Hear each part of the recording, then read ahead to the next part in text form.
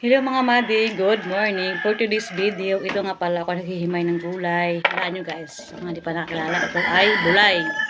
Sa Bisaya, bulay. Pero dito sa Batangas, titinggi.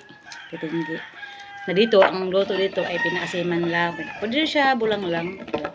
Pwede rin siya lahukan ng ano siya, talbos ng kamote. Kaya malunggay, pero pwede rin siya lagyan lahukan ng kadyos, tapos paasiman, sampalok. Namiss ko talaga guys yung luto ng mama ko sa Mindanao. Na ito siya, yung mga buto-buto. Tapos nilahok siya sa kadyos. Tapos lahokan din ng laman ng gabi. Tapos ginagataan. Tapos nalagyan din ng tuyo na maliliit. Naku guys, talagang nakakamiss. At makakarami talaga ng kain.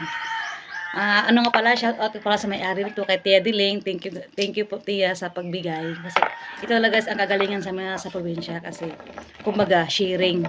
Kung ikaw meron, pwede ka magbigay. Kung patbahay ang meron, magbigay din sa inyo. Kumbaga give and take lang ba? Yung sharing. Kasi hindi mo na kailangan bumili, magtanim ka lang, hindi mo na kailangan bumili. Kumbaga ika nga'y bigayan. Kaya kanina talaga nakita ko,